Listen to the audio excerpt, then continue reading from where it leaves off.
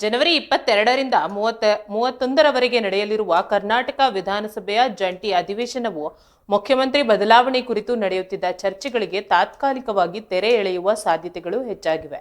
ಸರ್ಕಾರದ ಮಹತ್ವದ ಯೋಜನೆಗಳಾದ ಕೇಂದ್ರ ಸರ್ಕಾರದ MNREGA ರದ್ದತಿ ಹಾಗೂ ವಿಬಿಜಿ ರಾಮ್ಜಿ ಕಾಯ್ದೆ ಅನುಷ್ಠಾನದ ಕುರಿತು ಚರ್ಚಿಸಲು ಕಾಂಗ್ರೆಸ್ ಸರ್ಕಾರ ಸಜ್ಜಾಗಿದೆ.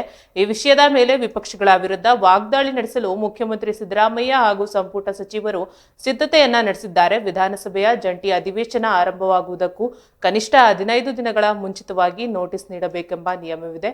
ಆದರೆ ಈ ಬಾರಿ ಕೇವಲ 7 ದಿನಗಳ ಮುಂಚೆ ಮಾಹಿತಿ ನೀಡಲಾಗಿದೆ.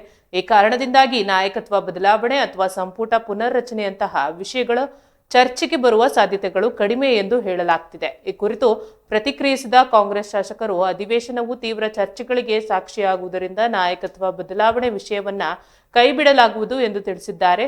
ರಾಜಕೀಯ ವಿಶ್ಲೇಷಕರ ಪ್ರಕಾರ ಡಿಸೆಂಬರ್ 19ರಂದು ಮುಕ್ತಾಯಗೊಂಡ ಬೆಳಗಾವಿ ಚಳಿಗಾಲದ ಅಧಿವೇಶನದಿಂದ ಕಾಂಗ್ರೆಸ್ ಪಕ್ಷದ MGNREGA ಬಚಾವೋ ಸಂಗ್ರಾಮವರೆಗೆ ನಡೆದ ಸರಣಿ ಬೆಳವಣಿಗೆಗಳು ನಾಯಕತ್ವ ಬದಲಾವಣೆಯ ಎಲ್ಲ ನಿರ್ಧಾರಗಳನ್ನ ಮುಂದೂಡಲು ಕಾರಣವಾಗಿದೆ.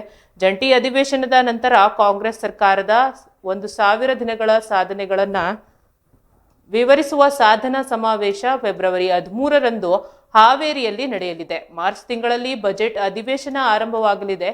ಇದಲ್ಲದೆ ಕೇಂದ್ರ ಕಾಂಗ್ರೆಸ್ ನಾಯಕರು ಮಾರ್ಚ್ ಮತ್ತು ಏಪ್ರಿಲ್ ತಿಂಗಳಲ್ಲಿ ನಡೆಯಲಿರುವ ಕೇರಳ, ಅಸ್ಸಾಂ, ತಮಿಳುನಾಡು, ಪುದುಚೇರಿ ಮತ್ತು ಪಶ್ಚಿಮ ಬಂಗಾಳದ ವಿಧಾನಸಭಾ ಚುನಾವಣೆಗಳ ತಯಾರಿಯಲ್ಲಿ ನಿರತರಾಗಲಿದ್ದಾರೆ.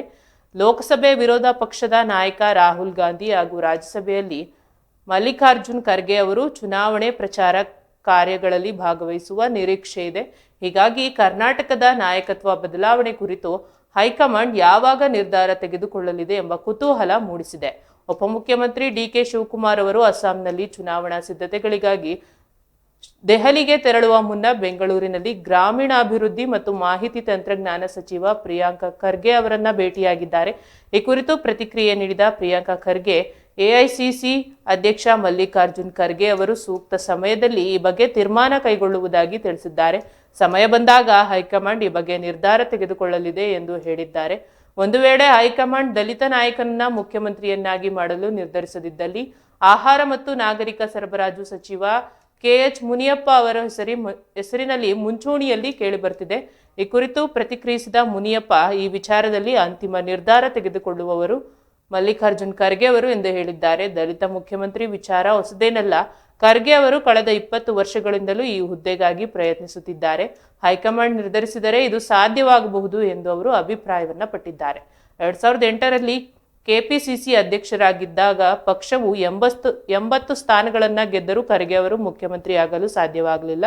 ದಲಿತ ಸಮುದಾಯ 25% ಮತದಾರರನ್ನ ಹೊಂದಿದ್ದರೂ 75% ಜನರು ಕಾಂಗ್ರೆಸ್ ಪಕ್ಷಕ್ಕೆ ಮತ ಹಾಕುತ್ತಾರೆ. ಆದರೆ ಸೂಕ್ತ ಪ್ರಾತಿನಿಧ್ಯ ಸಿಗುತ್ತಿಲ್ಲ ಎಂಬ ನೋವು ಇದೆ ಎಂದು ಹೇಳಿದ್ದಾರೆ. ಈ ಬಗ್ಗೆ ಹೈಕಮಾಂಡ್ಗೆ ತಿಳಿಸಿದ್ದೇನೆ, ಆದರೆ ತಾವು ಪಕ್ಷದ ಶಿಸ್ತಿನ ಸಿಪಾಯಿ ಮತ್ತು 2028ರಲ್ಲಿ ಪಕ್ಷವನ್ನ ಮತ್ತೆ ಅಧಿಕಾರಕ್ಕೆ ತರುವುದು ನಮ್ಮ ಗುರಿ ಎಂದು ಸ್ಪಷ್ಟಪಡಿಸಿದ್ದಾರೆ.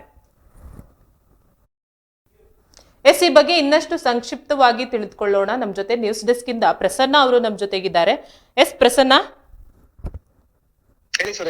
ಜನವರಿ 22ರಿಂದ ಅಧಿವೇಶನ ಶುರುವಾಗ್ತಿದೆ. ಹೀಗಾಗಿ CM ಬದಲಾವಣೆ ವಿಷಯ ಸದ್ಯಕ್ಕೆ ತಣ್ಣಗಾಗಿದೆನಾ ಅಥವಾ ಒಳಗೊಳಗೆ ಇನ್ನೂ ಏನಾದ್ರೂ ಚರ್ಚೆ ನಡೀತಿದ್ಯಾ? ಸುರೇಖಾ ಅವರೇ, ಕಾಂಗ್ರೆಸ್ ನಲ್ಲಿ ಈಗ ಮೊದಲಿಂದ ಎರಡುಗಳು ಕಾಣ್ತಾ ಇದಾವೆ. DK ಶಿವಕುಮಾರ್ ಬಣ ಒಂದ್ ಕಡೆ, ಶಿವಗಂಗಾ ಬಸವರಾಜ್ ಅವರು ಈ ಹಿಂದೆ ಹೇಳಿದಂತೆ ಜನವರಿ 16ರ ನಂತರ ಮಾತಾಡ್ತೀನಿ, ಅಲ್ಲಿವರೆಗೂ 2 ದಿನ ಟೈಮ್ ಕೊಡಿ ಅಂತ ಅವ್ರು ಹೇಳಿದ್ರು ಈ ಮೊದಲು. ಇವತ್ತು ಶಿವಗಂಗಾ ಬಸವರಾಜ್ ಅವರು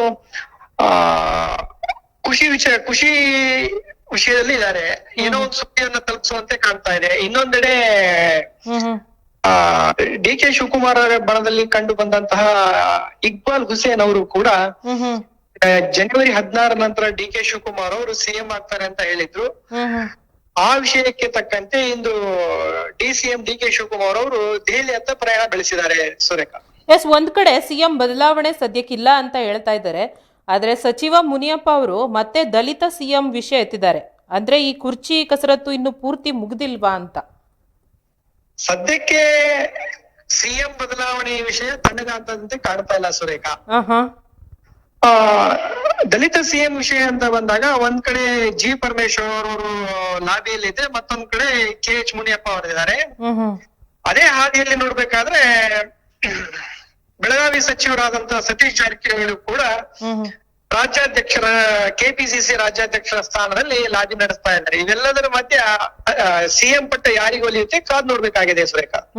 ಅಧಿವೇಶನ ಆದ್ಮೇಲೆ ಹಾವೇರಿಯಲ್ಲಿ ಸಾಧನಾ ಸಮಾವೇಶ ಇದೆ, ಆಮೇಲೆ ಬಜೆಟ್ ಮಂಡನೆ ಇದೆ. ಸೊ ಸದ್ಯಕ್ಕೆ ಮುಂದಿನ 2-3 ತಿಂಗಳು ಸಿಎಂ ಬದಲಾವಣೆ ಆಗಲ್ಲ ಅಂತ ಫಿಕ್ಸ್ ಆಗಿದ್ಯಾ? ಆಗಬಹುದಾ? ಕಾಂಗ್ರೆಸ್ ಪಾಳ್ಯದಲ್ಲಿ ಯಾವ ಕ್ಷಣದಲ್ಲಿ ಏನಾಗುತ್ತೆ ಅಂತ ಹೇಳೋಕ್ ಆಗ್ತಿಲ್ಲ. ಯಾಕಂದ್ರೆ ಒಂದೆಡೆ DK ಶಿವಕುಮಾರ್ ಅವರು ಡೆಲ್ಲಿಯತ್ತ ಪ್ರಯಾಣ ಬೆಳೆಸಿದ್ರೆ, ಸಿಎಂ ಸಿದ್ದರಾಮಯ್ಯ ಅವರು ಇನ್ನೂ 2.5 ವರ್ಷ ಸಿಎಂ ಕುರ್ಚಿ ನಂದೆ ಅಂತ ಗಟ್ಟಿಯಾಗಿ ತಗೊಂಡು ಮುಂದಿನ ಬಜೆಟ್ ಸಿದ್ಧತೆಗೆ ತಯಾರಿ ಆಗ್ತಾ ಇದ್ದಾರೆ. ಇನ್ನೊಂದೆಡೆ ಹೈಕಮಾಂಡ್ ಎಲ್ಲವನ್ನು ಕಾದು ನೋಡುವ ತಂತ್ರದಲ್ಲಿ ನಿಲ್ತಾ ಇದೆ. ಇದೆಲ್ಲದರ ಮಧ್ಯೆ ಮುಂದೇನು ಆಗುತ್ತೆ, ಏನಿದ್ರೆ ಫಲಿತಾಂಶ ಅಂತ ಇನ್ನಷ್ಟೇ ಕಾದು ನೋಡ್ಬೇಕಾಗಿದೆ Surekha. Yes thank you Prasanna ಅವರೇ.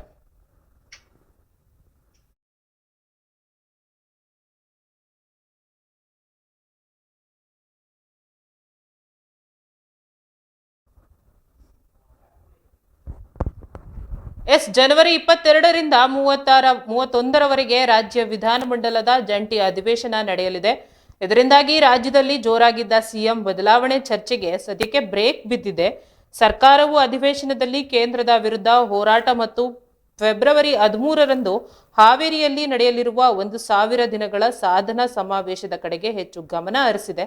ಅಲ್ಲದೆ ಹೈಕಮಾಂಡ್ ನಾಯಕರು ಮಾರ್ಚ್-ಏಪ್ರಿಲ್ನಲ್ಲಿ ನಡೆಯುವ ಬೇರೆ ರಾಜ್ಯಗಳ ಚುನಾವಣೆಯಲ್ಲಿ ಬ್ಯುಸಿ ಆಗಲಿದ್ದಾರೆ. ಇನ್ನೊಂದೆಡೆ ಸಚಿವ KH ಮುನಿಯಪ್ಪ ಅವರು ದಲಿತ ಸಿಎಂ ವಿಚಾರವನ್ನ ಪ್ರಸ್ತಾಪಿಸಿದ್ದಾದ್ರೂ ಅಂತಿಮ ತೀರ್ಮಾನ ಮಲ್ಲಿಕಾರ್ಜುನ್ ಖರ್ಗೆ ಅವರದ್ದು ಎಂದು ಹೇಳಿದ್ದಾರೆ. ಒಟ್ಟಿನಲ್ಲಿ ಬಜೆಟ್ ಅಧಿವೇಶನ ಮತ್ತು ಲೋಕಸಭೆ ಚುನಾವಣೆ ತಯಾರಿ ಇರೋದ್ರಿಂದ ಸದ್ಯಕ್ಕೆ ನಾಯಕತ್ವ ಬದಲಾವಣೆ ಅನುಮಾನ ಎನ್ನಲಾಗ್ತಿದೆ. ಮುಂದೆ ಏನಾಗ್ಬೋದು ಅನ್ನೋದನ್ನ ಕಾದ್ ನೋಡೋಣ.